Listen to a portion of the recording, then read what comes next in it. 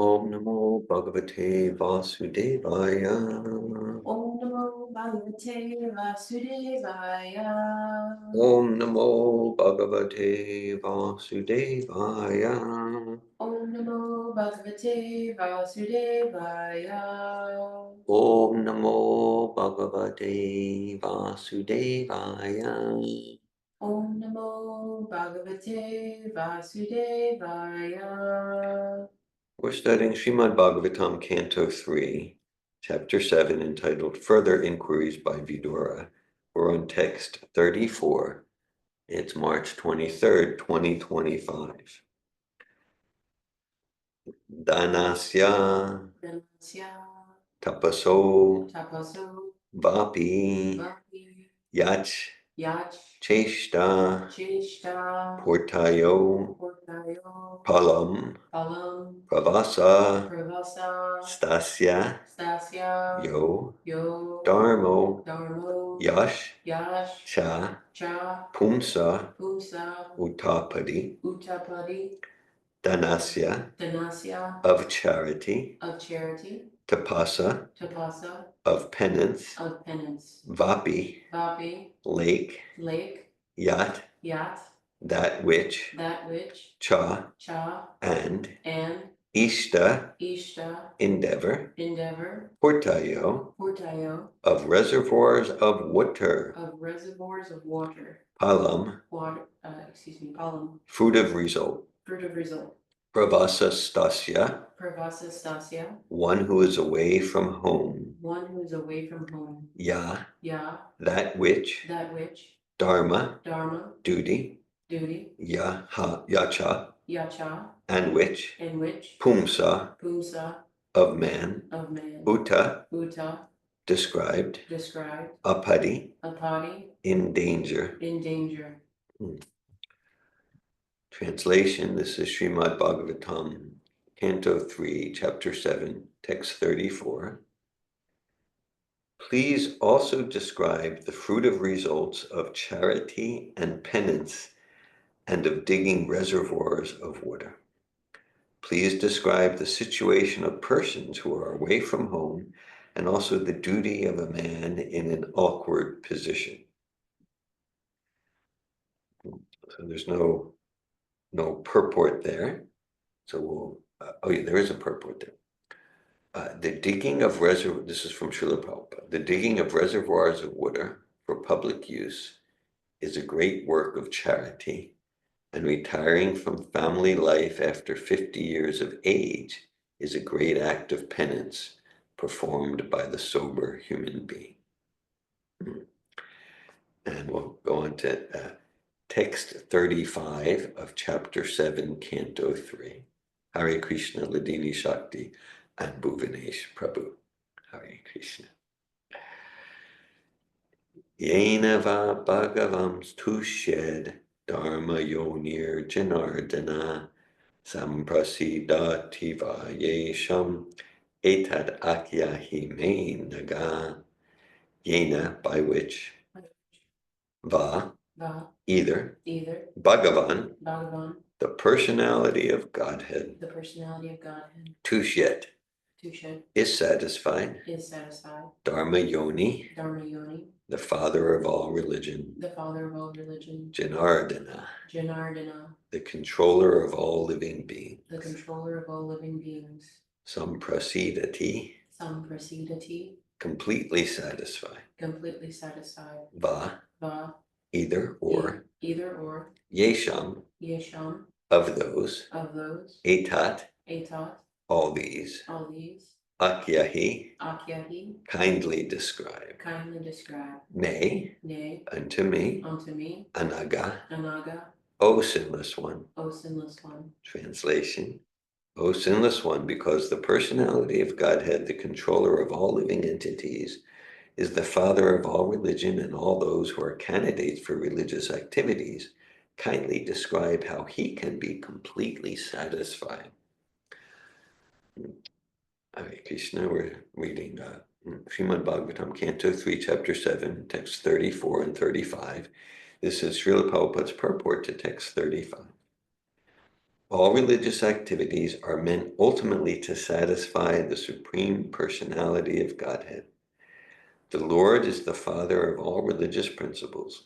As stated in Bhagavad Gita, chapter 7, text 16, 4 kinds of pious men, the needy, the distressed, the enlightened, and the inquisitive, approach the Lord in devotional service.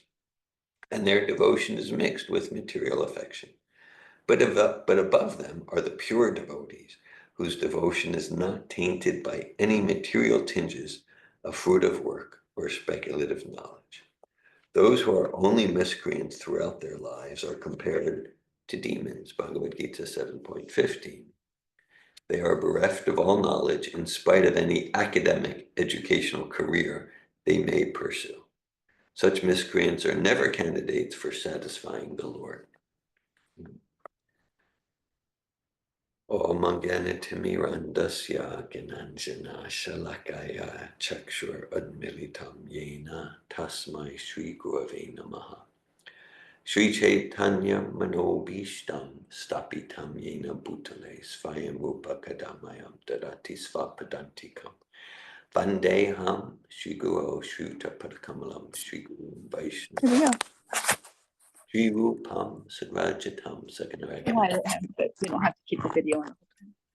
Sadvaitam Savadutam Parijana Sahitan Krishna Chaitanya Deva Shri Radha Krishna Padan Sagana Lalita Shri Vishakanvitamscha Hey Krishna Karuna Sindhu Dinabandhu Jagatpate Gopisha Gopika Kanta Radha Kanta Namostute Tapta Kanchana Gaurange Radhe Vrindavaneshwari Vrishabhanu Sute Devi Pranamami Hari Priye Vanchakalpatuyubhyascha Kripa Sindhubhya Eva Cha Patitanan Pavanebhyo Vaishnavebhyo Namo Namaha Jai Shri Krishna Chaitanya Prabhu Nityananda Shri Advaita Gadadara Shri Vasadi Gaura Bhakta Vrinda Hare Krishna, Krishna Krishna, Hare Hare, Hare Rama, Rama Rama, Hare Hare.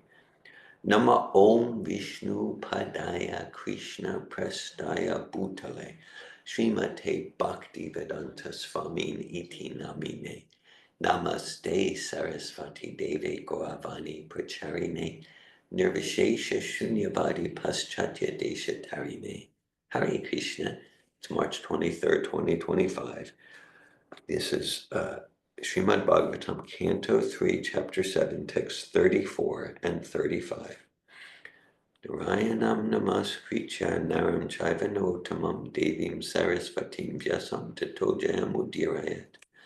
Before reciting the Srimad Bhagavatam, which is the very means of conquest, one should first offer respectful obeisances unto the personality of Godhead Narayan, unto Narayan Rishi, the supermost human being, unto Mother Sarasvati, the goddess of learning, and unto Srila Vyasadeva, the author. Nasta prayeshva bhadreshu nityam bhagavata sevaya bhagavat yutamashloke bhakti bhavati naistiki danasya tapaso vapi yachcheshta portayo palam pravasa stasyayo dharmo yaschapumsa utapadi. Please also describe the fruit of results of charity and penance and of digging reservoirs of water. Please describe the situation of persons who are away from home and also the duty of a man in an awkward position. Yenava bhagavam stusya dharma yonir janardana samprasidati vadesham etadakya himenaga. O sinless one, because the personality of Godhead, the controller of all living entities, is the father of all religion and all those who are candidates for religious activities, kindly describe how he can be completely satisfied. Hare Krishna. Hare Krishna. So, yes, yesterday also we read from the section of Bhagavatam, and actually we started these morning programs with Srimad Bhagavatam, Canto 1, Chapter 1, Verse 1 in December 2010. It was actually, so shortly after the very first Safatov 3, An Adventure of Conscious Living, took place a few weeks before that. just mention, for anyone who's interested, I was in communication with Pram Prabhu yesterday, also known as Patrick. So he's in the midst, probably will be scheduling a Safra 3 for October of this year. And I mentioned it's like, oh, that's what's have to do with anything, but actually that first Safra 3 was very instrumental in moving it. Actually, it was right after that Safra 3 we had our first ever morning program, like at our home. It was a japa walk. It was a japa walk. So it was very, it created a lot of momentum towards our direct devotional activity. And until yesterday, before yesterday, it was about 3 months since we'd been doing Bhagavatam reading. I mean, Bhagavatam reading in our systematic. We're in our 3rd canto, 7th chapter. And so Prabhupada instituted as a general principle, Bhagavatam in the morning, like Bhagavad Gita would be for evening programs for newcomers, Bhagavatam in the morning. I'll mention that today, I saw on my calendar, today is the anniversary of the appearance day of Srivas Thakur, one member of the Panchatattva, Jai Shri Krishna Chaitanya, Prabhu Nityananda, Shri Advaita Gadadhara, Srivas Hari Gaura Bhaktivinoda Srivas Thakur. And so, yes, so there's the final chapter in the 2nd canto of Srimad Bhagavatam is entitled Bhagavatam is the answer to all questions. Okay, so very ambitious, and the title. And so we can see that here. So Vidura is he's asking questions in the next 57 chapters of Maitreya. We'll be responding to these chapters. So yesterday he asked questions about astronomy and about economic development, and about sense gratification and liberation. Now he's asking questions about charity and austerity and penance and good works. And yes. So Bhagavatam is it's a natural follow-up to Bhagavad Gita. Whatever is there in Bhagavad Gita is expanded upon in the Srimad Bhagavatam. So just like, okay, we have several of those who are here were in yesterday's Bhagavad Gita discussion. We discussed chapter 2, part 2. We mentioned, okay, so like it's a human propensity. It's a human propensity to give charity, right? I mean, as a general principle. So when there's the spirit souls in the body of an infant, it's all self-centered, right? Everything is, the whole universe revolves around me and me and my eating and sleeping and hot and cold and like that. And it's all about me. But the babies can get away with it because they're cute. But I'm just as it is here. Okay, because like it's this complete self-absorption and self-centeredness. There's no giving, but they're cute, so they can get away with it. Okay, so then as one grows, then there's a sense of, oh, it's not all about, okay, hey, I have a toy or I have a lollipop, and here's my friend. Let me share. Okay, is when whatever stage that gets.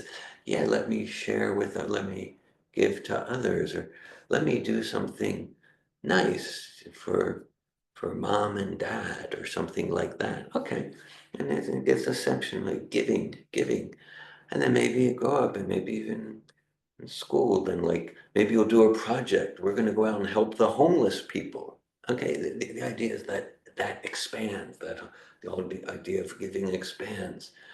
And then, okay, then grow up like, okay, it's still about me. How can I make money? But yeah, how do I want to contribute to the world, to make the world a better place? Do I want to be an engineer or a scientist or a school teacher? How do I want to contribute? Okay, look, that's not there for in the body of the infant, okay? And so, and then it's not like whether one in materials terms relatively is very wealthy, super wealthy, or in middle economic class, or even in poverty. There's the propensity, like, oh, there's the propensity, oh, I want to give charity. I want to help. I want to help some cause, some person or some cause that is that will do good for the world and like that. So just like it's a human propensity to seek knowledge, it's a human propensity. It's a spiritual propensity for all spirit souls to seek happiness, to seek knowledge, and to serve. We're going to serve. We're going to give charity, and to do. It's very human to do austerity. Animals won't be doing austerity. Austerity means to voluntarily give up some immediate gratification for some longer term benefit. Okay. Animals, the urge is there for eating, eat. Urge is there for sleeping, sleep. Urge is there for sex, find a mate. Urge is there for protection, protect. Human propensity, okay. I could defend myself from this insult, but I'm gonna tolerate that. Okay, there's honor and dishonor. Okay, so yeah, I'm gonna fast today for some spiritual benefit. I'm gonna work hard. We mentioned that was a theme of yesterday's Bhagavad Gita discussion, right? Just like we gave the example, well, Krishna in Bhagavad Gita, he talks about how the this the supreme science of the self is the greatest science. There's so many science from the so many areas of human endeavor, art, science. We gave the example of like if someone wants to be an Olympic athlete, get a gold medal or even a silver or bronze medal, right? So then just say, yeah, and I just want that, and I'll just play all day. No, it's heavy lifting, hard work you're putting in. You're doing a lot of austerity. You're not partying every night. Same if one wants to get a college degree or develop a successful business. We give up immediate gratification for longer term fulfillment, accomplishment. So all these things are natural. Bhagavad Gita discusses about 20 life areas, including charity, and Bhagavatam goes into everything more fully. And it discusses life areas and what it looks like because those propensities are going to manifest to seek happiness, seek knowledge, to communicate, to yes, and to so what's that look like in the mode of tamas? What's that mode look like in the mode of rajas? Okay, so seek happiness in tamas. Yeah, I just like to sleep all day, drink a few shots and sleep all day. Prabhupada would give the example because when Prabhupada would say that he, I, I, I feel safe to say, Srila Prabhupada was on a learning curve, not a learning curve like you or I, born of the modes of material nature, like that, but completely transcendental, a completely transcendental learning curve. And Prabhupada would share about his experience. He said that his conception was like in America, in the United States, like everyone was rich and wealthy and like that. And then he was there in New York, like the most important city in the world. There were just these downtrodden people lying on the street.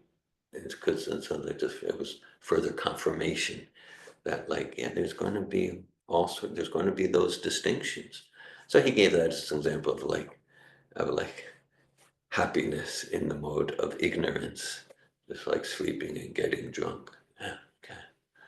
Happiness in the mode of passion. I'll make money, I'll have sex, and like that.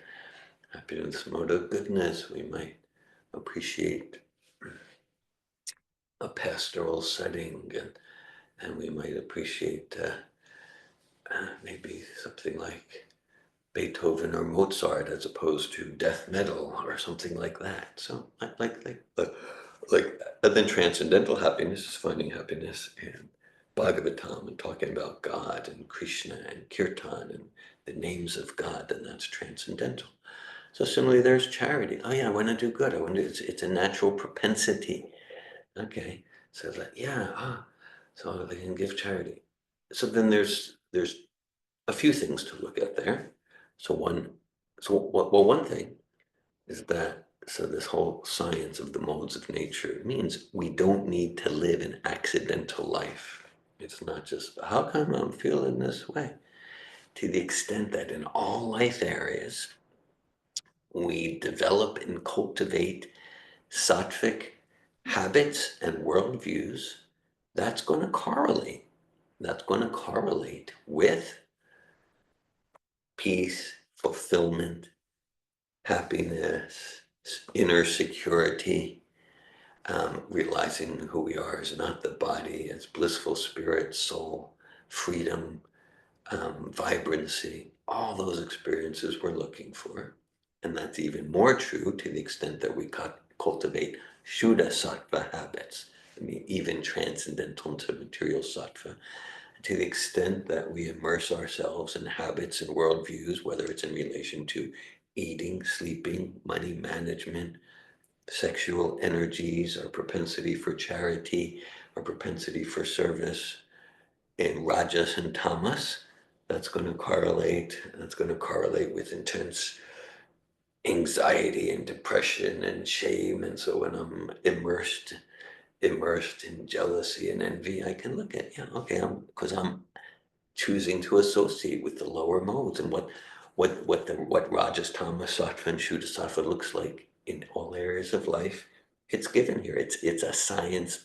It's a science of life, a science of habit, a science of self-realization, like that. And so we, I'll give charity and like that. Okay. So there's one thing to look at is where are we giving charity to? The other thing is what's our consciousness? Oh, I did good. Here was someone on the street and I gave money. Then I'm at home feeling I'm a good person.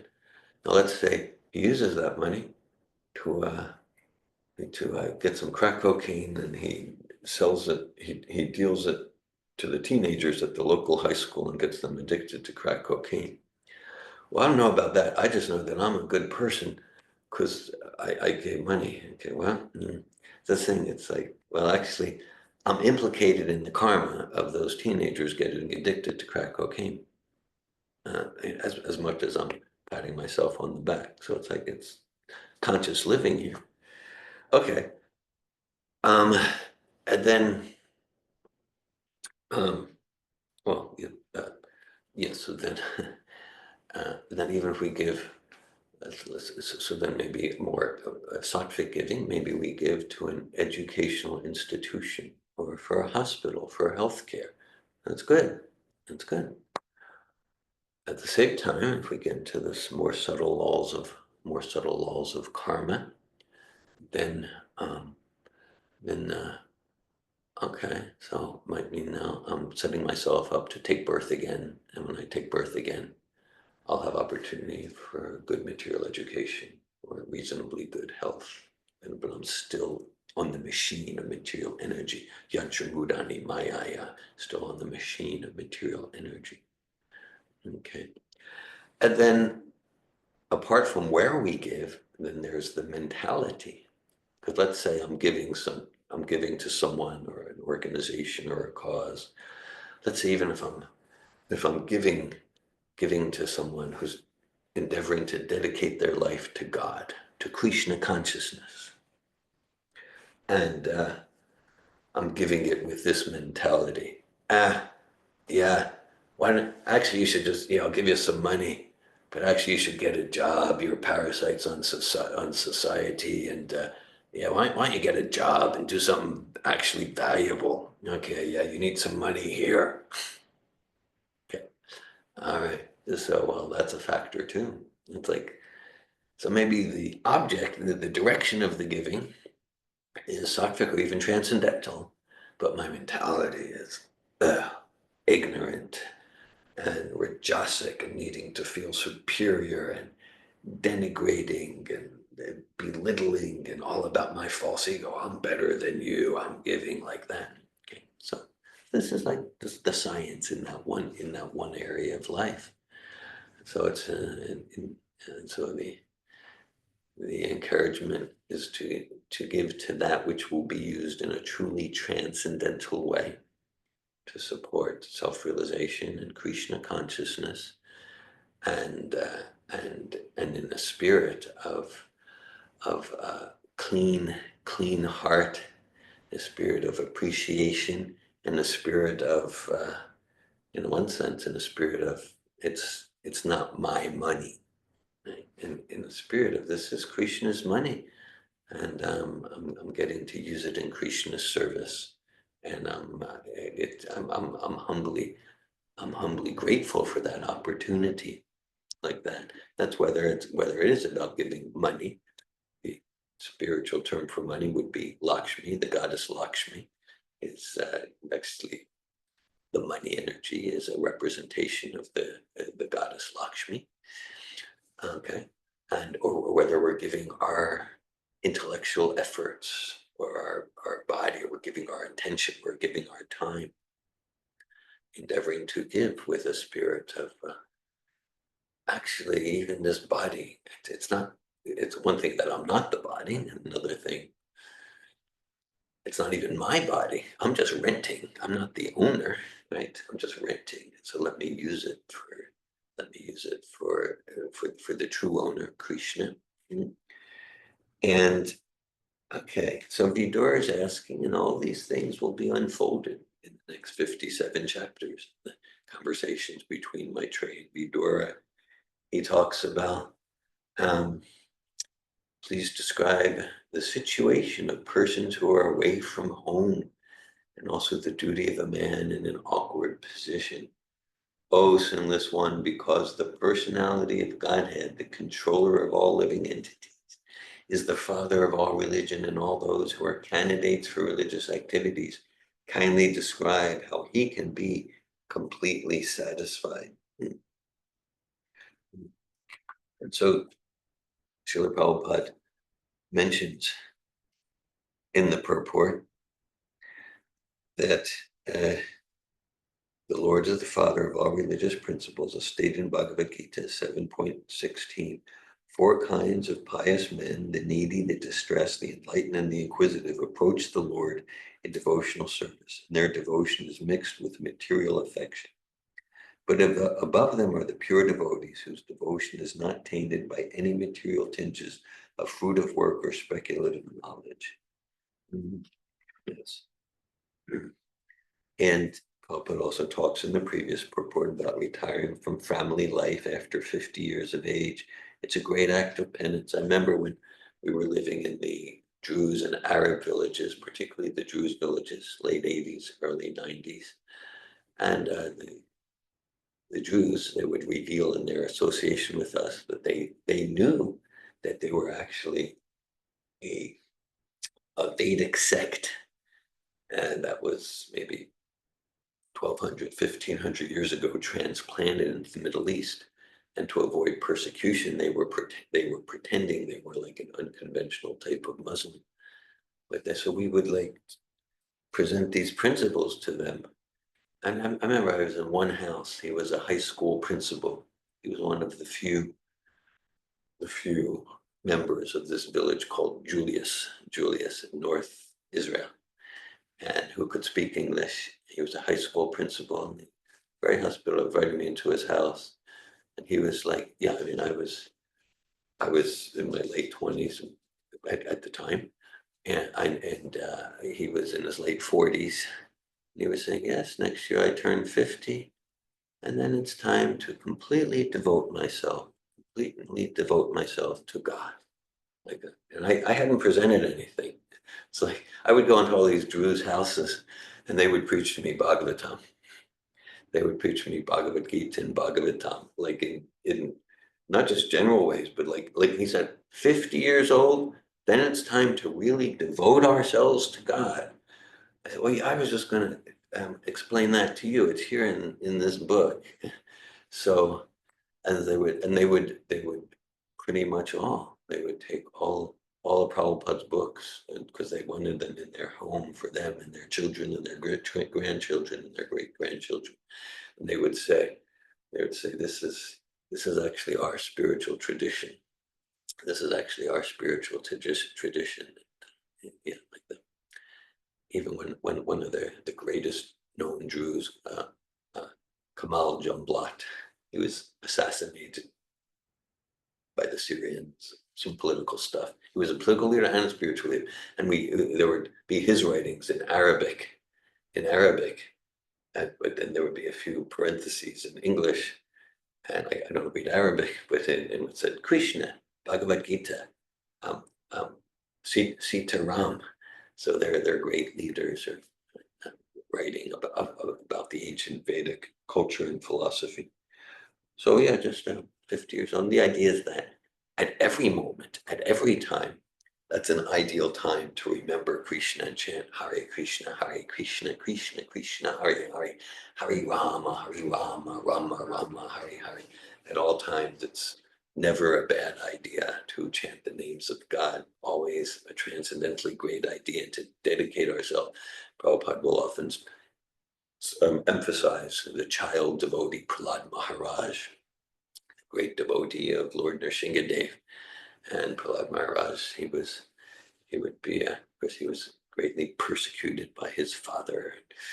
But then he would be in kindergarten, and whenever he had the opportunity, he would talk about Krishna consciousness to his schoolmates. And schoolmates would say, well, okay, this Krishna consciousness, spiritual life, that's like when we get old. But now it's time to enjoy and be like, be successful demons and, like that. And Prahlad Maharaj was, no, Kamarachret Pragyo Dharmam Bhagavatamya Durlabam Manusham Janma Tadapyatruvam Artadam. No, this is, as we age in this body, we get more and more bewildered and distracted. No, focus now on Krishna consciousness. Okay, so all the time, never like, let me wait. And at the same time, there are stages of life. And generally speaking, yeah, we want to cultivate spiritual life, Krishna consciousness, bhakti yoga in all stages, from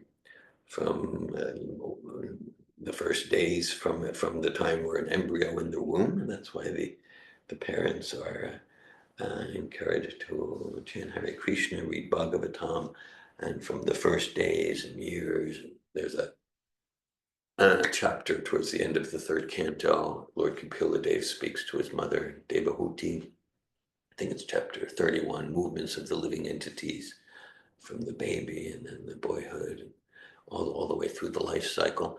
Okay, at the same time, generally speaking, that in the younger years, there's going to be the time where we're tending to our business and our career and world and children, and then when one gets into around 50, then kind of the senses are not so agitated.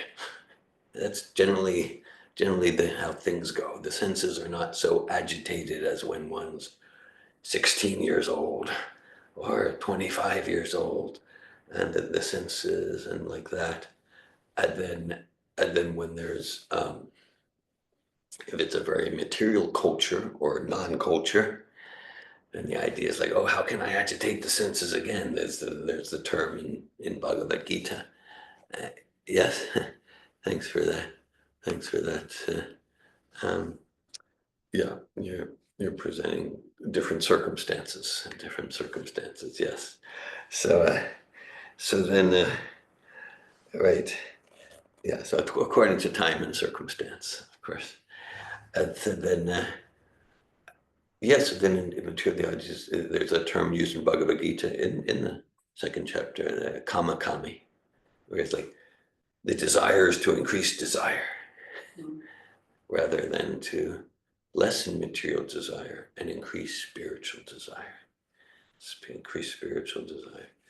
And so I remember actually in the Arab villages, I remember this was in my early days in the Arab villages, and I was in the village of Ramah.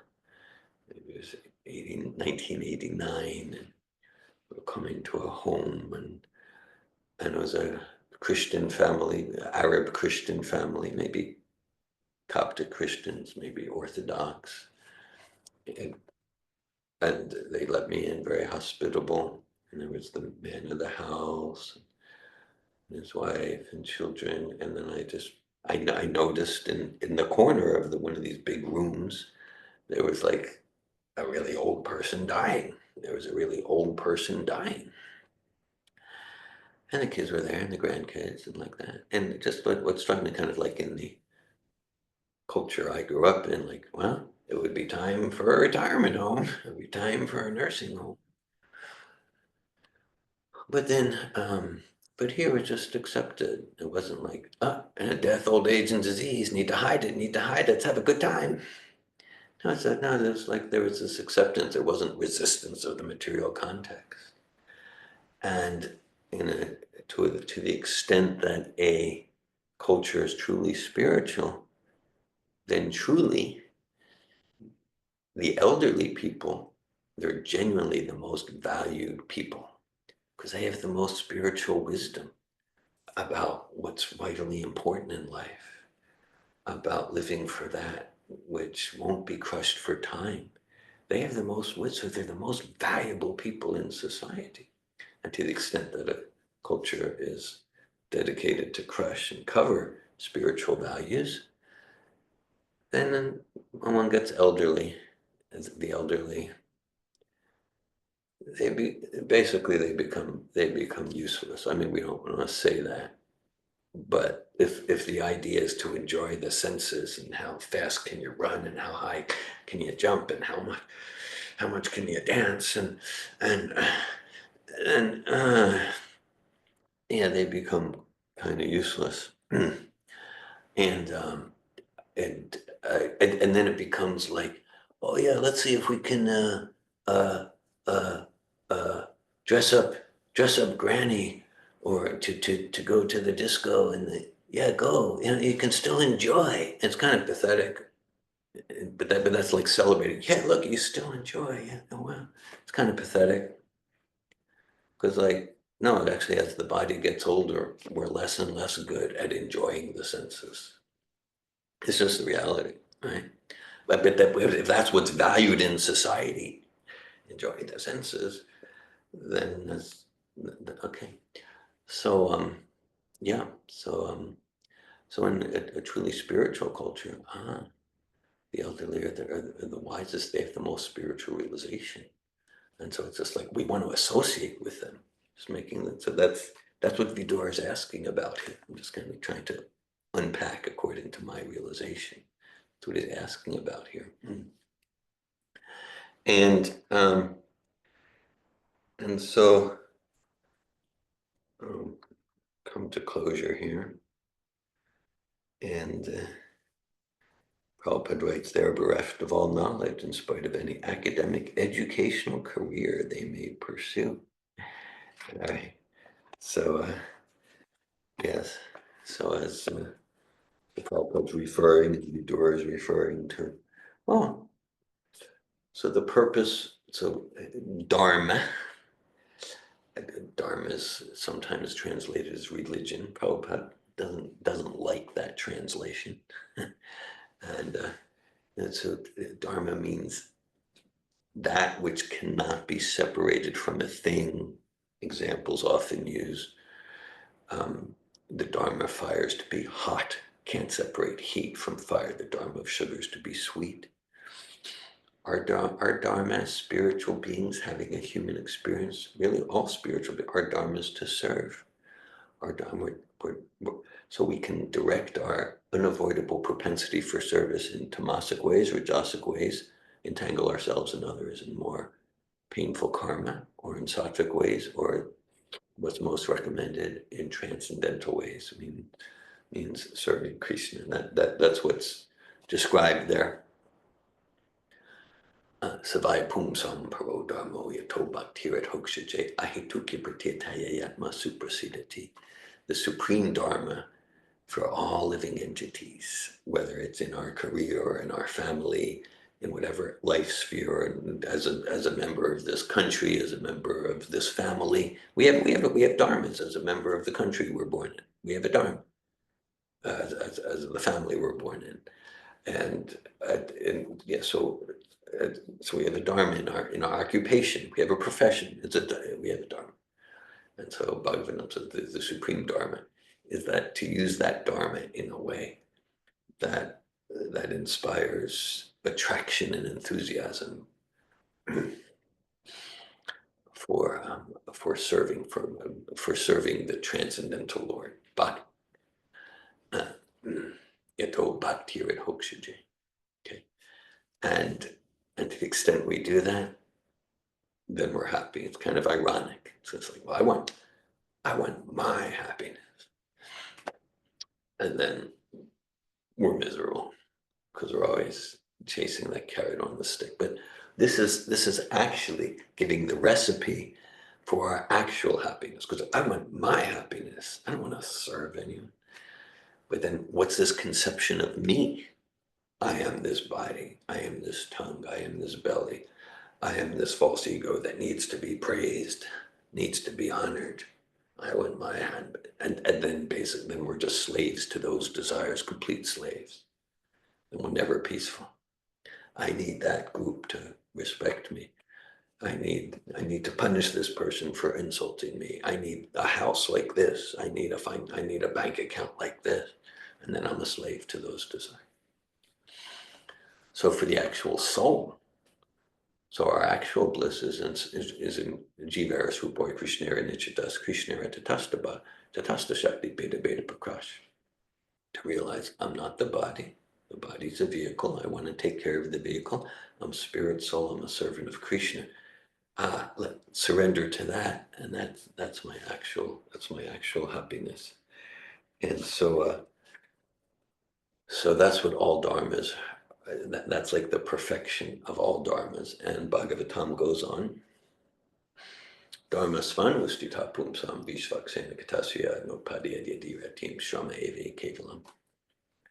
And any dharma we do, any responsibility we fulfill that doesn't bring us and inspire others towards that supreme dharma of service to Krishna, Srama Evi Kevalam, it's completely, no doubt about it, a useless waste of time. And it's like a bunch of zeros without the one in front, no value. Or another imagery, okay, we can be like, we can be rearranging the chairs on the deck of the Titanic. Okay.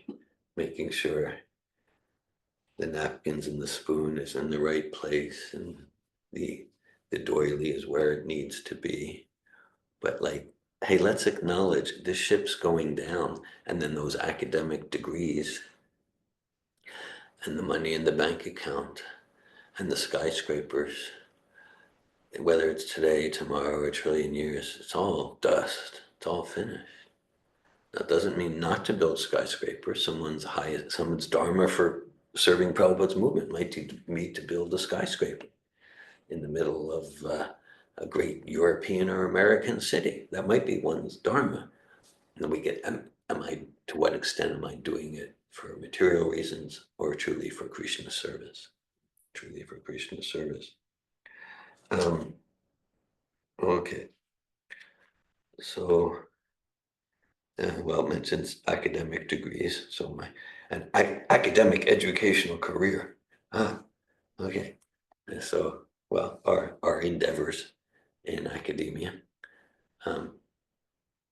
were to we're still writing some articles there, but our endeavors were to use all of the papers we wrote and the essays and projects and PhD dissertation to direct them in a way that serves Srila Prabhupada's movement. And it's be, do, have, and as I mentioned yesterday in the class, so we would write in any paper we would write, whether it was in community organizing or behavioral psychology or whatever, we would always be giving the Bhagavatam in language of social science and psychological mental health science. And the professors would, they'd be enthralled. They would say, this is like the most genius thing we've ever seen. We've never seen anything like that.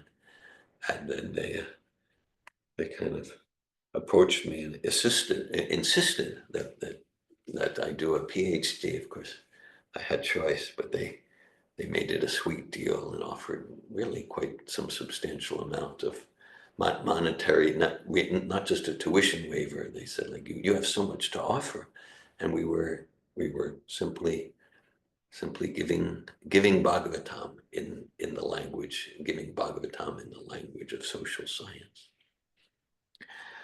I'll read the texts again. This is Srimad Bhagavatam, Canto 3, Chapter 7, Text 34. Dhanasya tapaso vapi achcheshta portayopalam pravasastasya yo dharmo yaschapum sautapadi. This is Vidura speaking to Maitreya. Please also describe the fruit of results of charity and penance and of digging reservoirs of water. Please describe the situation of persons who are away from home, and also the duty of a man in an awkward position. And text 35. Yena va bhagavam stushya dharma yonir dinardana samprasida tiva desham etadakya himenagam. O sinless one, because the personality of Godhead, the controller of all living entities, is the father of all religion and all those who are candidates for religious activities, kindly describe how he can be completely satisfied. Hare Krishna. Thank you for giving your attention to Srimad Bhagavatam. I welcome any questions, comments, realizations, inspirations, doubts, challenges at this time. Welcome, Sylvan. Thanks for joining us. Rosa. Hare Krishna. I appreciate the talk, and what you had said about the elderly reminds me of something someone told me recently, that in this age we have olders, not elders, Mm, for the lack of Yeah, the wisdom and the guidance sure. and the uselessness. Anyway, I appreciate that terminology and the distinction that it reflects. it's been something of consideration for myself in the modes of nature. Historically, I am very rajasic and go, get things done. And I've done that to the detriment often of my physical, mental, emotional state. Yeah. So I endeavor to observe myself, and a few years ago I had some major health circumstances that stopped me. I had no choice. I had no ability Yes. to operate from sheer force of will. Your body sent a message like, we're just, this is not acceptable anymore. We're stopping now. Yeah.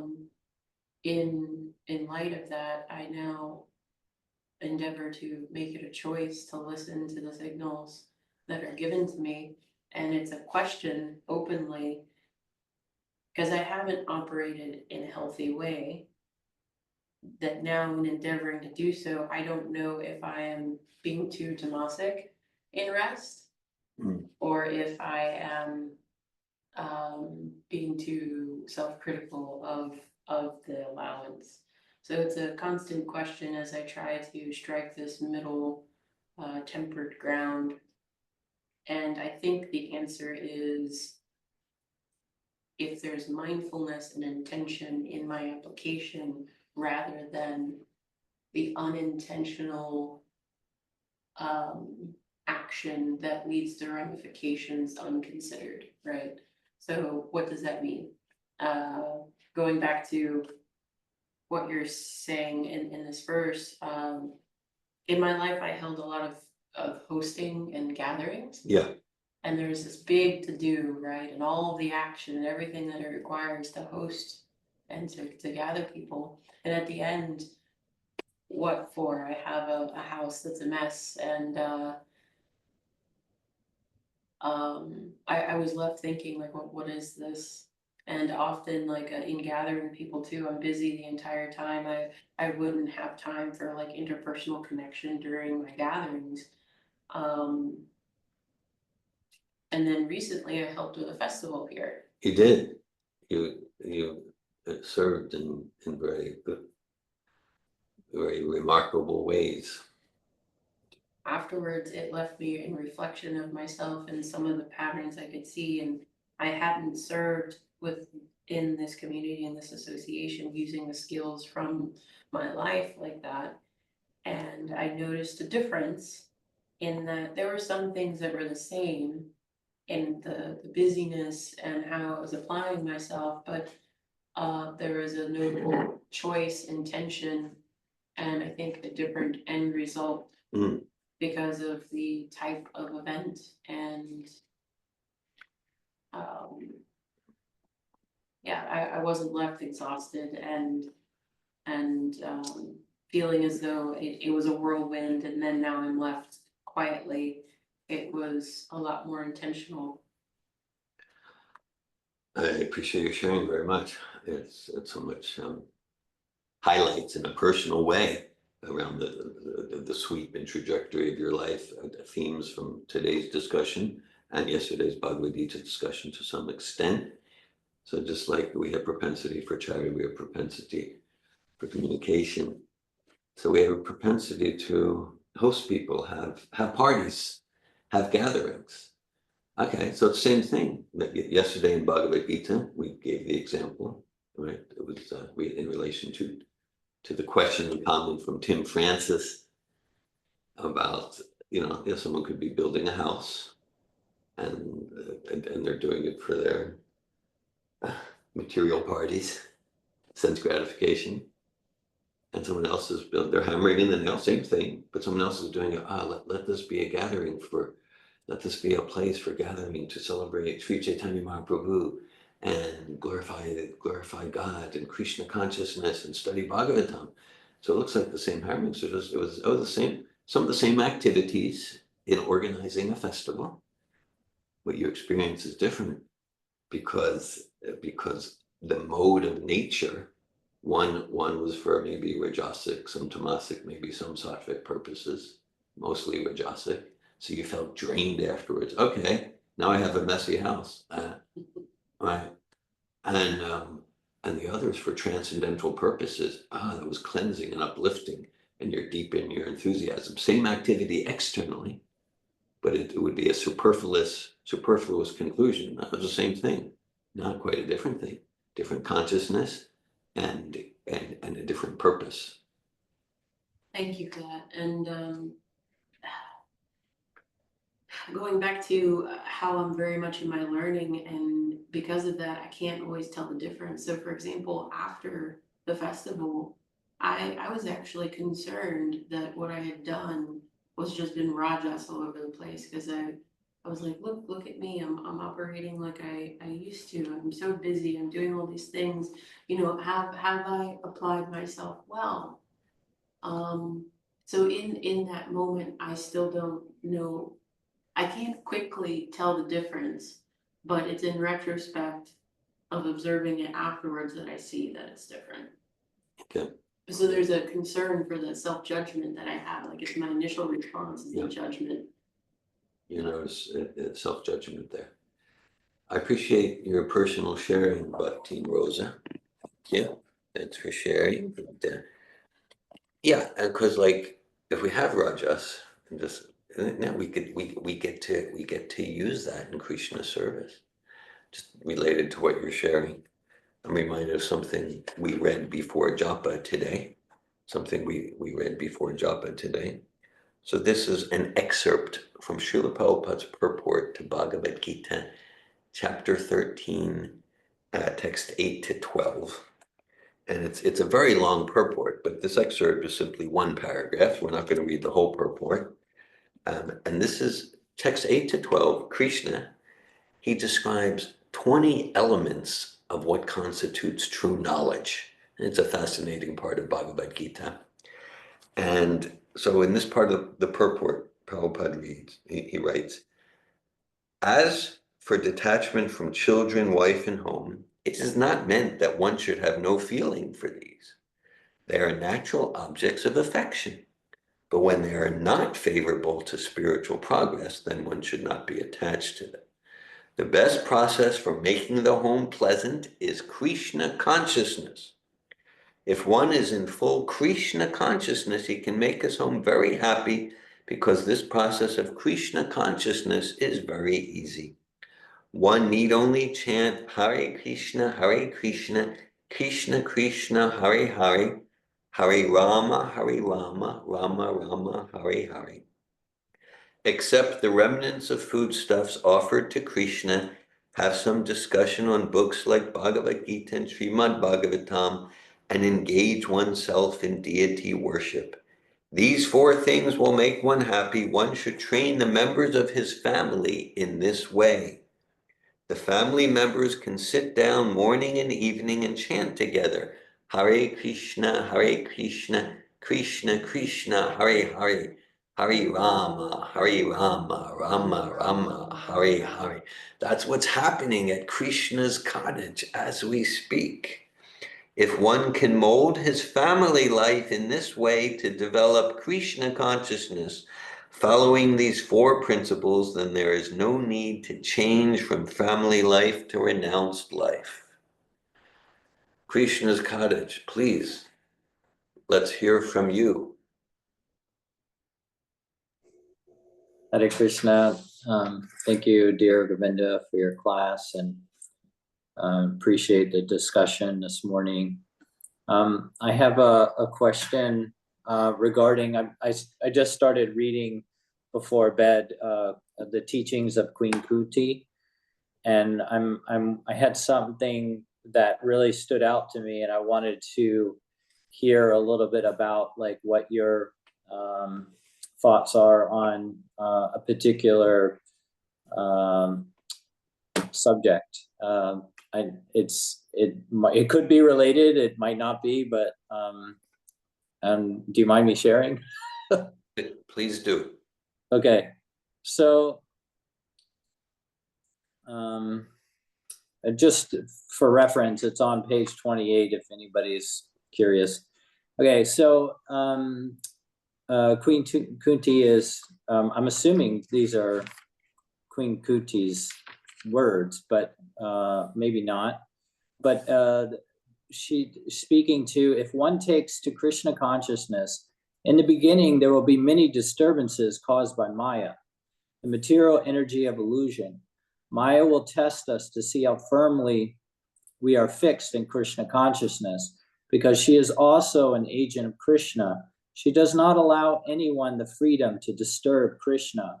Therefore, she tests very rigidly to see whether we have taken to Krishna consciousness to disturb Krishna or actually are serious. This is Maya's business. So, yeah, my question here is, my understanding was that we're always tested by Maya. So I'm a little bit kind of wondering, like, why is this spoken to in the beginning of our Krishna consciousness? There'll be many disturbances caused by Maya. So that's one thing. And then tell me a little bit about like disturbing Krishna. Like what does that really look like if we are taken to Krishna consciousness, or if we're just living in illusion and we're not even thinking of Krishna or God or anything, like we're completely covered in illusion. Like, is there disturbances there from that Krishna is experiencing? And then what's the difference between when we're actually practicing Krishna consciousness, we're endeavoring to give ourselves to the process, and we're causing disturbances to Krishna? I just want to hear more about like what that really means. Okay, thanks for sharing. I'm glad to hear you. Yeah, that teaching is with Queen Kunti. Well, they're there. That's the Srimad Bhagavatam, first canto, chapter 8. And then Srila Prabhupada, he of course he has his purports, and then he gave many lectures, and that book is kind of some excerpts of some of his lectures on yeah. And so Srimad Bhagavatam, it's the natural follow-up to Bhagavad Gita. And so well, a few things come to me, and I'd be glad to hear from others too. So one thing, it's like, yeah, so because like, let's say in Krishna Loka or Vaikuntha, which is a consciousness and a geography, I said that again. And so that it's yeah, so there's, let's call it, in the spiritual planets, the spiritual world, there's nothing to do there except serve Krishna with bliss and love in variety. I'm kind of being ironic when I say there's nothing to do there, because the variety and color of activities in spiritual realm is much more diverse than the dullness of material variety. And of course, when I say consciousness, not just geography, ihayasya harerdasya karmana manasagira nikilsvapyavastasu jivan muktasa uchyate, that this is not like, well, we need to be good and die and go to heaven, then we'll enjoy with God. We can experience the bliss of serving God while in this body, to the extent that we give ourselves to that direction. And so Maya, also known as Kali or Durga, she's like the warden of the prison house of material existence, the machine of material energy. Every word is song, every dance is a step, Brahma Samhita. Yeah, thanks for that. Yes, and every tree is a transcendental purpose tree, and all water is nectar, etc., etc. And all of the unlimited spiritual entities are always enjoyable and tasty, and there's the transcendental time is ever present, etc., etc. Beautiful.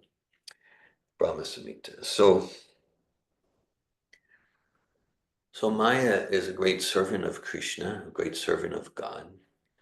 And it's just like the warden of a prison house, their job, they want the prisoners, they want the prisoners to get out of prison, but their job is to make sure you're not going to get back into society, and until we're sure that you're not going to commit more crimes and violate people's rights. So Maya's like, no, you're not going back to Godhead until you're completely pure. So we're going to give tests, and the tests might be severe disturbances. The tests might be heavenly heavenly enjoyments. And then it's actually described for some spirit souls on their way back to Godhead, they'll be tempted in heavenly planets for all of those heavenly enjoyments. Oh yeah, back to Godhead, where like it's all pure service to Krishna, but let me just make a little pit stop here. That couldn't hurt anything. This is pretty enjoyable. A cruise on the Caribbean. Oh my God. Okay. Okay. So Maya's testing. But then at some point, when the spirit soul is completely pure, let's say, someone like Jesus or Srila Prabhupada, then Maya is celebrating. Maya is a person, and she's celebrating them. She's celebrating with them, like those who are truly beyond the temptation of material attractions. Okay, which might seem like an inconceivable level of consciousness at my level. Okay, because see, like at one level of consciousness, the idea just like I'm chasing after Maya. Where is illusion? Where is illusion? Okay, like that. But then once we start seeking, no, I want liberation. I want I want devotional liberation. I want pure devotional service. Then Maya's like, she's happy, but like, okay, we're going to give tests to make, just, we're going to stretch you. We're going to give challenges to see how deep is your desire to serve Krishna. And those challenges, she's very clever. She knows just how to test us as a representative of the supreme facilitator.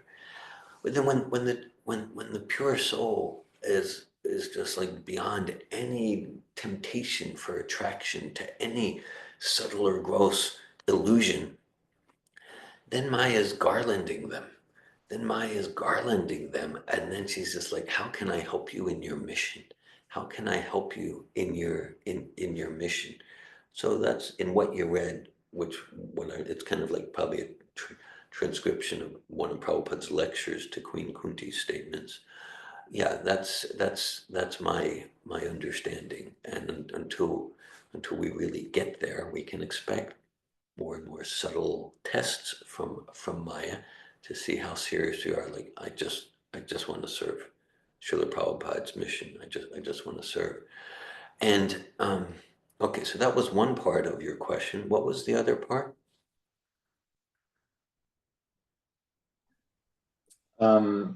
How Krishna is disturbed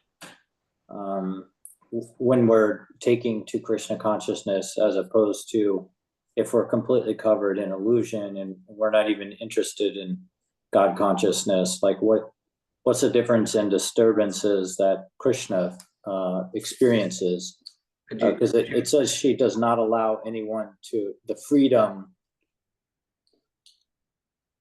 to disturb Krishna. So Maya's like intentionally, protecting Krishna from being disturbed. Yeah. I just want to hear a little bit more about, like, what does that really mean? Yeah, right. Well, I mean, like, this direct personal association with Krishna, this is a very precious, it's very precious, it's a very precious thing. And so, and so, that personal association, Maya's like guarding the door. Only those who are completely pure are qualified to enter into such relationship. Otherwise, with our petty material weeds in the heart, we're gonna be a disturbance to Krishna. And of course, Krishna is always compassionate to us, whether directly or through the energy of Maya. And that's one thing that I'm understanding from that passage. Right? So like Damayanti. Hare Krishna. Thank you for class and helping us understand everything. Is it Krishna who's testing us, or Maya who's testing us? Are they working together? Interesting. We had similar discussion yesterday during our Bhagavad Gita discussion on Anandini. Anandini posed a question, and it led to some discussion in our Bhagavad Gita course. So to the extent that we're still entangled in karma, that we kind of gave the example, like when someone gets their contract in the advanced course, we do a contract challenge. And that's just a little challenge because the Supreme Facilitator is giving us much greater challenges. To the extent that we're still still immersed in material desires, in karma, then for the most part, Krishna's testing us. He's challenging us through his representatives, particularly Maya, through the machine of material energy, which is governed by Maya. To the extent that we're truly wanting and showing that we want a personal relationship with Krishna, then it's Krishna directly, the Supreme Facilitator directly giving us tests. And well, the tests are more positively an opportunity to go deeper in our purity and Krishna consciousness. And so otherwise it's Yantrarudani Maya, the machine made of material energy, and Krishna is testing us through that machine. Because he's the supreme facilitator. He's reciprocating. He's reciprocating with our desire. And so like if we're living our life in such a way that we're sending the message, there is no God. Well, if there is a God, he's not a person. Okay, then we're taking a stand. I don't want a personal relationship with God. So then Krishna's like, okay, then you get to relate to me through my material energy. But then and there's many examples of this in Bhagavatam when a devotee is like personally developing their personal relationship with Krishna, then Krishna directly gets involved in a very personal way, and that's not the machine of karma or Maya anymore. Sometimes it gets subtle and complex. For example, in the 5th canto of Bhagavatam, there's the story of Bharat Maharaj. You know this, he got attracted. He was greatly renowned, gave up his kingdom, but he got a pet deer, and he got a little distracted. Then he took birth as a deer, and it's quite a story in the Bhagavatam. But it's described there that Krishna got directly involved with him. And Krishna did in a way where Krishna used his karma, but it wasn't like just the machine of karma. Krishna was using his karma to bring him closer to him, to Krishna. Thank you, Damayanti. Anandini.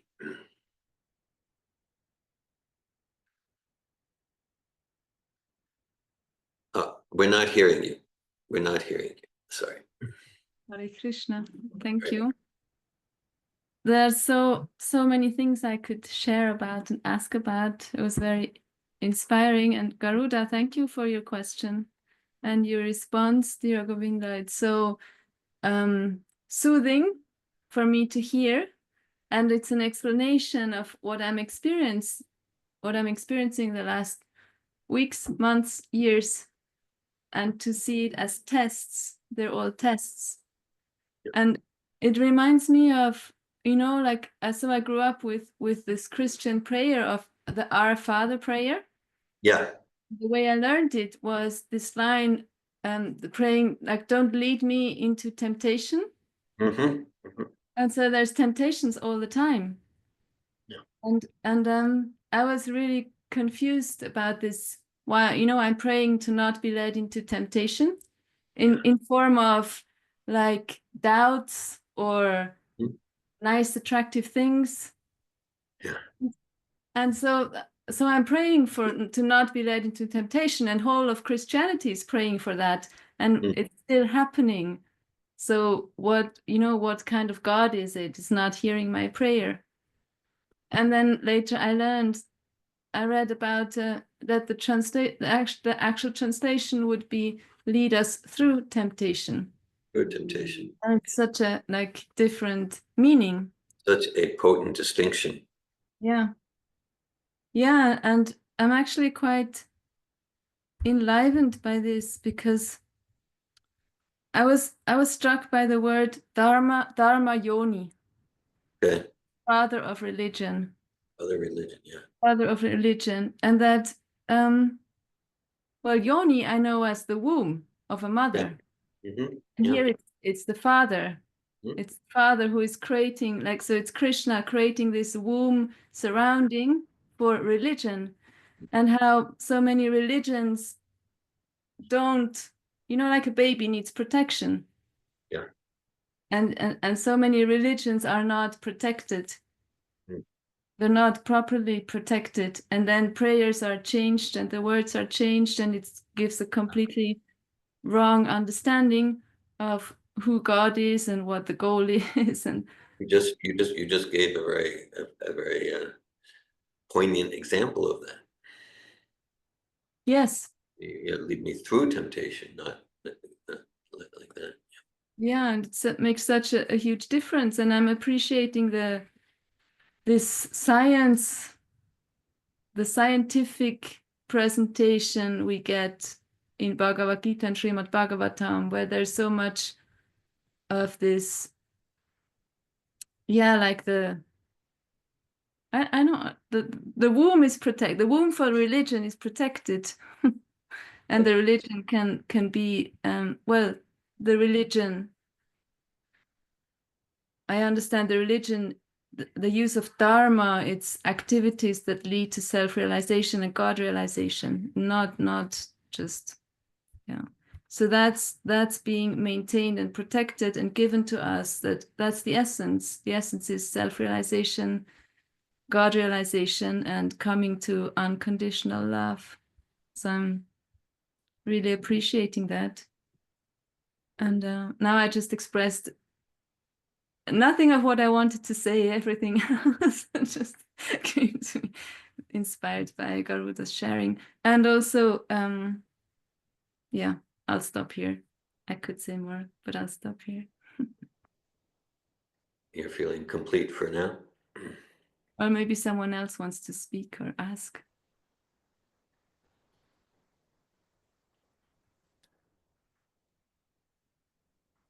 I do have a question. It was inspired by something that was said, but it's somewhat moving. Also, I'm disappointed I missed the beginning. I was actually answering some BGTC calls email. Anyway, so my question is, you're talking about Krishna Loka, and over there it's just great pleasures. It's all spiritual bliss and enjoyments. And what I'm not understanding with it's around duality and non-duality. Mm-hmm. And if there is enjoyment, if there is something pleasant, then naturally it comes as perspective from something that is not necessarily pleasant, or at least that is different. So if there is something that is different, we're still in the realm of duality. And therefore, if we are in the realm of duality, if there is the pleasant, there will be the less pleasant. And so I'm wondering how that can work. How can a world of duality be just dwelling in the pleasant? And also in the world of duality, the way I understand it, happiness can only be recognized as happiness as opposed to unhappiness, to misery. Thank you, Sylvan. I appreciate your question. Appreciate your question.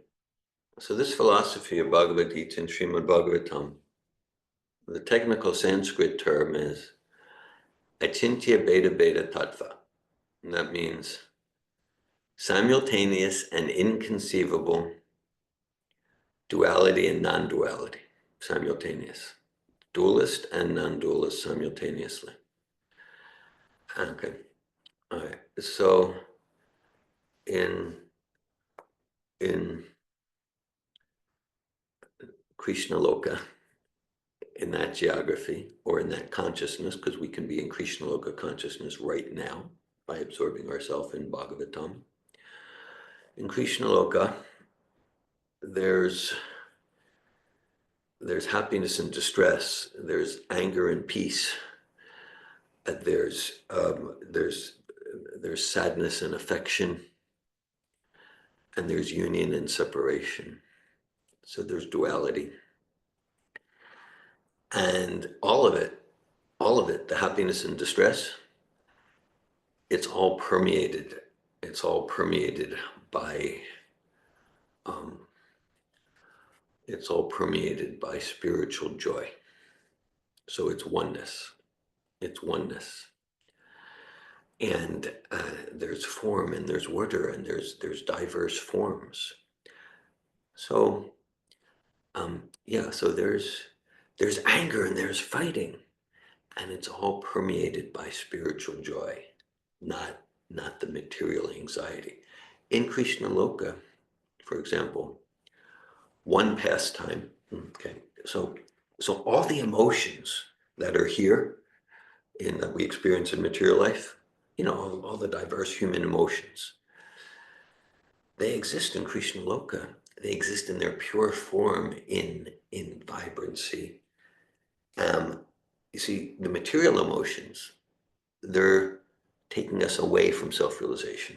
But in Krishna Loka, all those emotions exist, and they deepen one's realization of who they are as spirit, soul, servant of Krishna.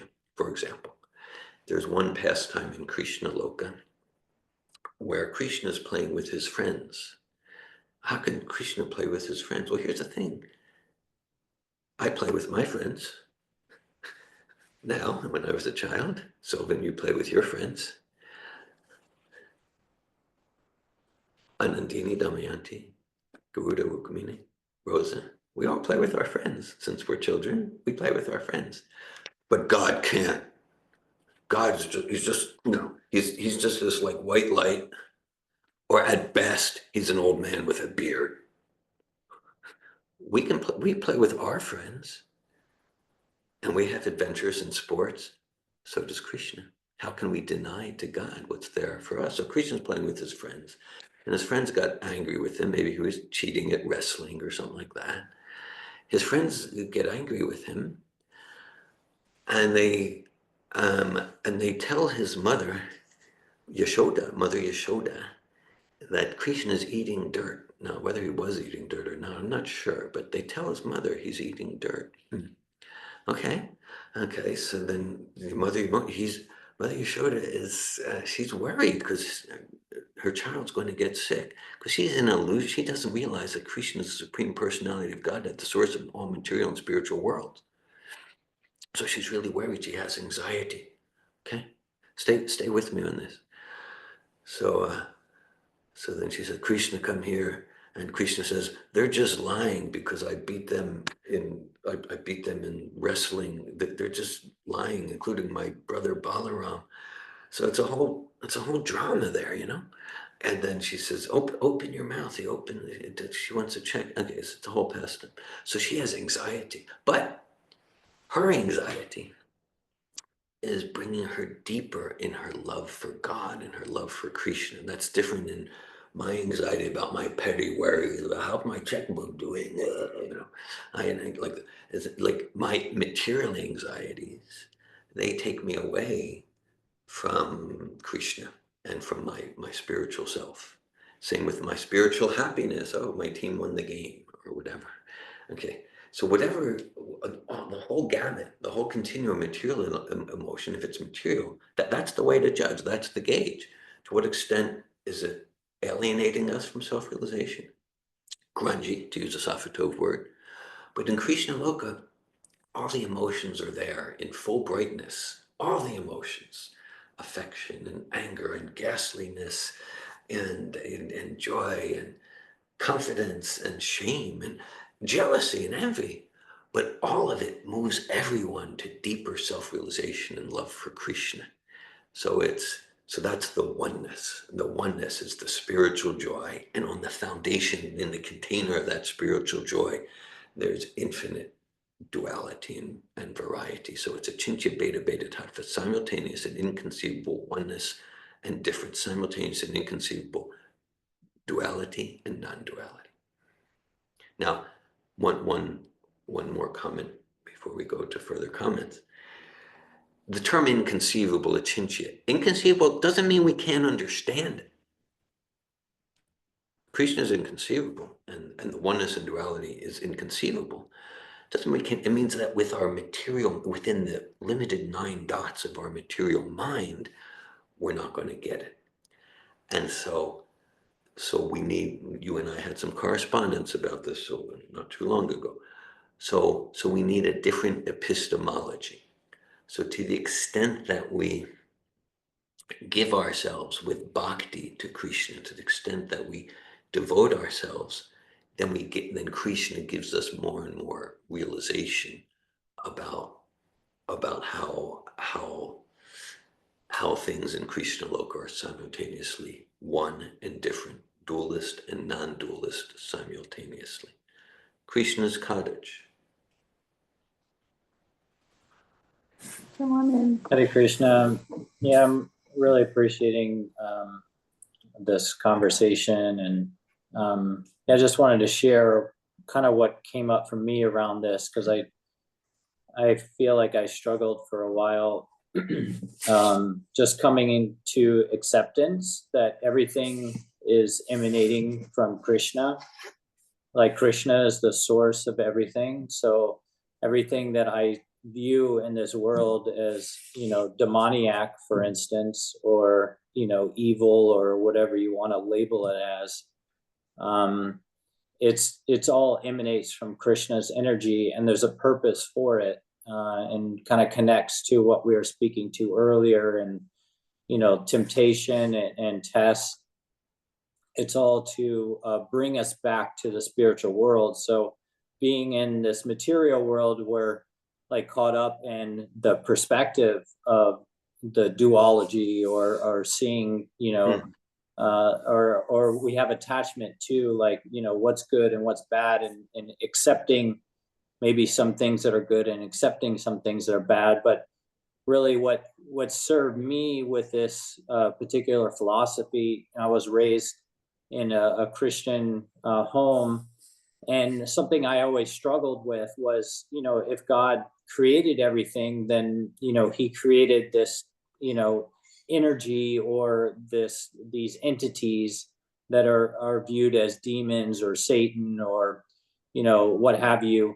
So it was always a challenge for me to really answer that question of, like, okay, well, there must be a purpose. If God sanctions everything, God's in control of everything, then he has a purpose for these demons, or this, this entity called Satan, or what have you. So, what helped me was, this particular philosophy really speaks to that, like that everything emits from, Krishna, and looking at, like, how being in the material world, we're in this material duology, like, perspective or mindset, and like transcending that with this knowledge was helpful for me to step out of the duology of, like, even what looks like, I'm being tormented or tortured, or anything that looks like a challenge in my life is actually a gift.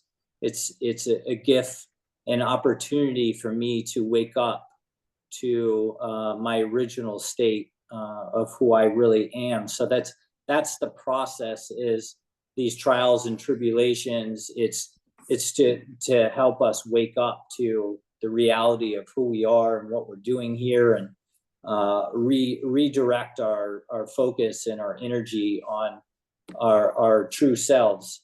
So yeah, I guess that's kind of what came up for me as as the sharings continue along. Hare Krishna. Hare Krishna. Thank you, Garuda Prabhu. Thank you. No, thank you. I appreciate what you just shared. That's oneness as a foundation for duality. Just what you shared, because we can think of Krishna Loka, which can get kind of esoteric. But here, like in this world, in any life area, there's duality. My physical health, it's good. It's not, oh, it's healthy. Oh, I'm sick. My mental health, oh, my mind's peaceful today. Oh, my mind's disturbing me. The weather, good weather, too cold, too hot, or my economic situation, or my relationships. Oh, my relationships are going well, it's not going well. So there's duality. There's duality. So that's duality. And then in that foundation, you're presenting oneness. That, okay, because that's the sincere soul for self-realization. Whether things are going well or not in a material sense, I respond to it in a way that deepens my realization that this material world, it's not my home. I'm like a fish out of water. My deepens my dedication, whether it's happiness or distress, deepens my dedication for realizing who I am, a spirit, soul, servant of God, And so that's the oneness in response to duality. Sri Chaitanya Mahaprabhu, he has a verse to Srila Sanatana Goswami, Dvaite Bhadrabhada, Dvaite Bhadrabhaja Gana Sabo Manudharm. He says this, the material good and bad, happiness, distress, he said it's all a mistake, it's all an illusion, because we say good and bad happiness, it's all bad. It's all bad. Well, what if I make a lot of money, or my health is good, or I have a nice health? It's all bad if we don't respond to it in the way that you're describing, Guru, if we don't respond to it in a way that deepens our inspiration for self-realization and love of God. And our opportunity is to live in a way that's all good, that whether externally it's good or bad, it strengthens my resolve for Krishna consciousness, then it's absolutely good. Sylvan. Hare Krishna, may I just say one thing? Please. It's just that I'm hearing that there's oneness of purpose. Like the purpose of all of creation is to bring Krishna bliss. And so if you're close to Krishna, then your purpose is to bring Krishna bliss. It could be through fighting, it could be through sweetness or serving him, whatever. Like there's so many ways it can look. And then if you don't want to serve Krishna, there's still a purpose in where you go and what happens there. There's like the purpose is that we're in service to God, or being in the purification process of being brought to God, and we can go even further. But there's still, even if you go to like the depths of hell for doing terrible things, there's a purpose to get you to reunite with God. Anyway, I just want to say that oneness of purpose is all I want to say. Thanks for that, Damayanti. Yes. Rukmini writes, I rejoice that Garuda Prabhu and others here worships Krishna with our intelligence. Thanks for that. And yeah, following up on what you shared, Damayanti. So yeah, the whole purpose, let's say, the whole purpose is to serve the king and queen. Okay, just in a society, the purpose is to serve the king and queen, and people do that blissfully, whether they're a farmer or a professor or whatever. Okay, but then some say, no, I'm going to violate people's rights. So the government, the king and queen, also they create the prison house for the same service, the same purpose, so that those who rebelled, okay, then they get rehabilitated, so then they can be happy serving the king and queen.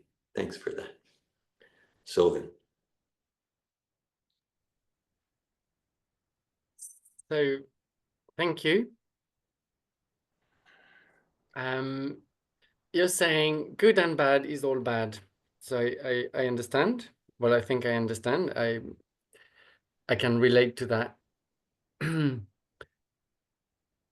then you're saying in Krishna Loka, there is good, there is joy, and there is bad, there is jealousy. And also the jealousy is all good. Right. Okay. So down here in the lower realms, good and bad is all bad. And over there, which is here, as you said, whilst we're studying Srimad Bhagavatam, then maybe we are in Krishna Loka. And then good and bad is all good.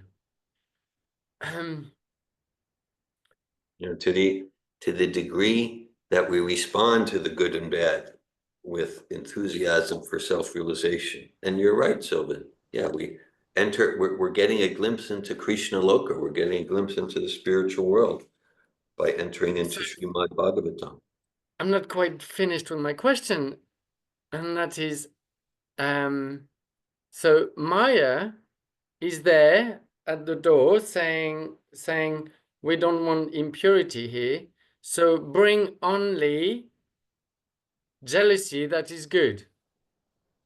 Jealousy that is, so how?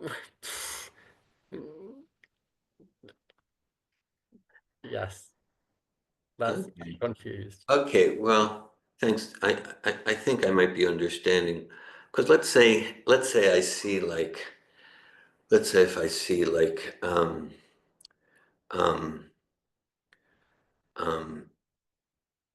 Garuda Prabhu is serving Prabhupada so nicely. Ugh, ugh, he's serving so nicely, and look at me. I'm not doing anything for Prabhupada. Ugh. Okay. So now if it's material, I'm going to try to bring Garuda down. I'm going to try to talk bad about him so people thinks bad because I'm jealous of his spiritual achievements and his spiritual consciousness and his humility. If it's material, I'll try to bring him down. But if it's spiritual, just talk in this world, then it's just like, oh, okay, let me be inspired by how dedicated Garuda is to serve Prabhupada and Krishna. And look how attentively he chants. And okay, so let that move me to even more enthusiasm to practice Krishna consciousness and serve Prabhupada's mission. So when I say there's jealousy in Krishna Loka, there could be a cowherd boy who's really admiring the service of another cowherd boy, or a gopi who's admiring the service of another. And that just, it doesn't move them to try to bring the others down, but it moves them to deeper love for Krishna and to show that love. So that's like, just like in, by a shadow, like if we have a shadow of a tree or a building or a person, from the shadow, we don't get any sense of what the real object is like. We don't get what its texture is, what it smells like, what it feels like. But from the shadow, we can know clearly the actual object exists. So for material friendship and material anxiety and material anger and material romance and material form and material music, we don't get a sense of what the actual substantial Krishna Loka form and music and personality and anxiety and jealousy is. But we can know that the original form must exist, and we can enter into the taste and the feel of that original form of spiritual emotion and in form and music and relationship through the process of bhakti. Thank you. That meets my needs. Thank you. Thank you, Sarah. Thank you. Anandini. I was just going to relate it to the Sattva seminar, for example. Yeah. We go through all these emotions of anger and shame and whatever comes up. And when it comes up in life, I tend to feel resistance, like, oh no, that's the duality. And yet in the seminar, it's all about self-realization. In a sense, everyone's joyful, even though it's painful.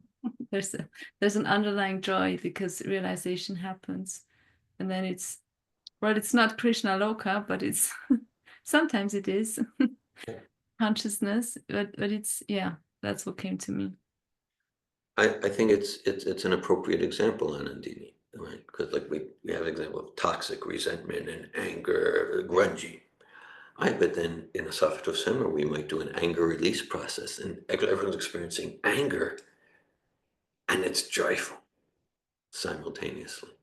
Okay, so it's not grungy; it's life-enhancing anger. So that opens the door to that simultaneous oneness and duality, to spiritual emotion.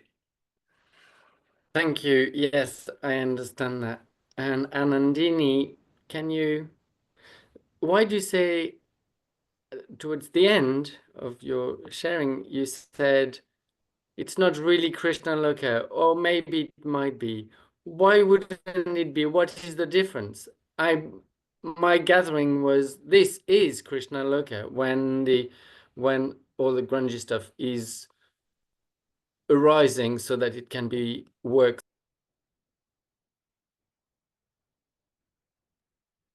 Well, thank you. As I was speaking, I was wondering, is it Krishna Loka or not? And I was thinking of details. So for sure it is, I would say, Krishna Loka consciousness.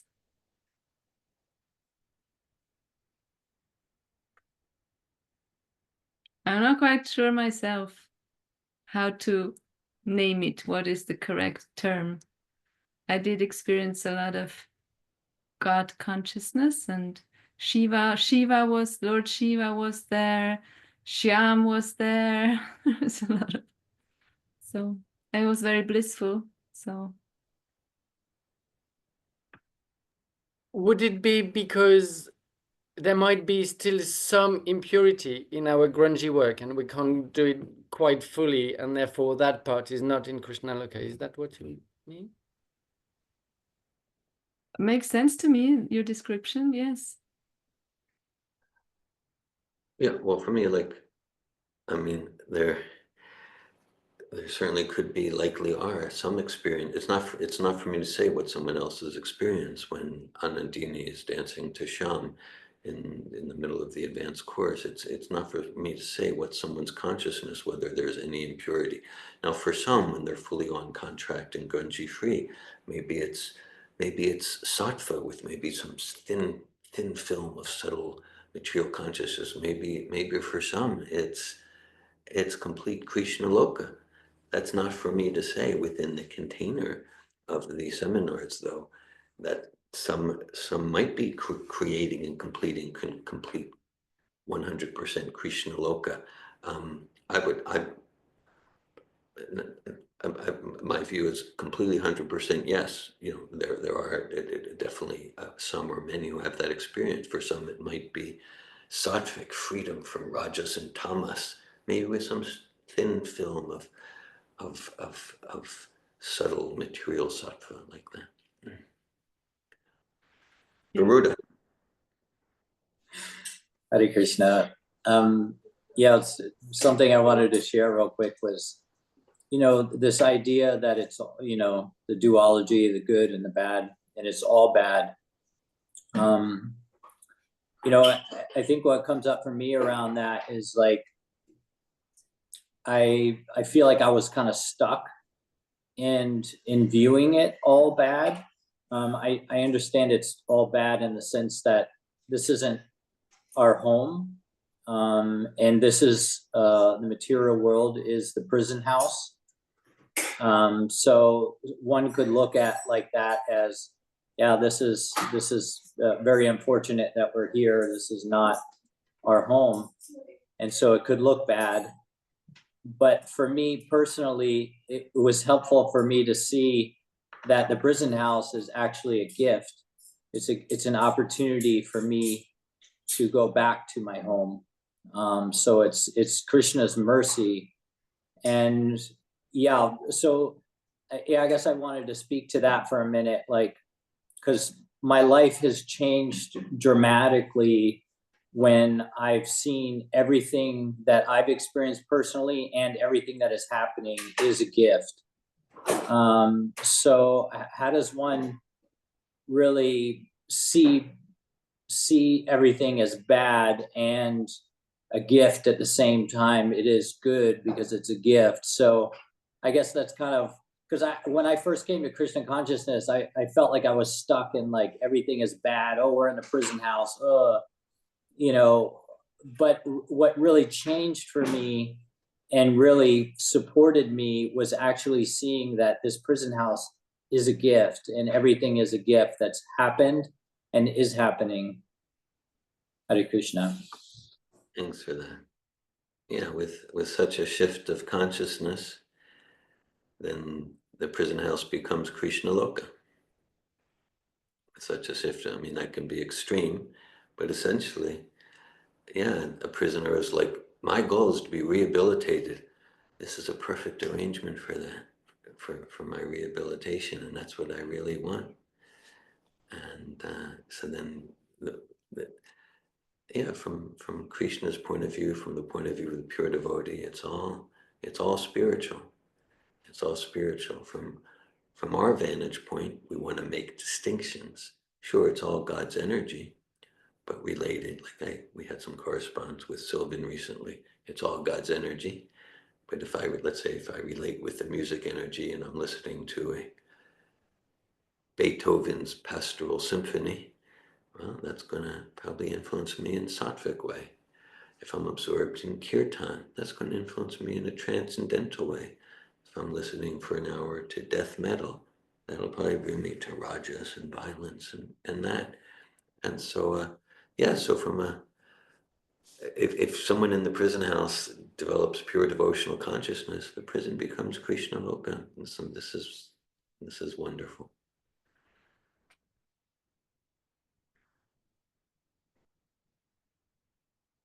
Okay, let's see.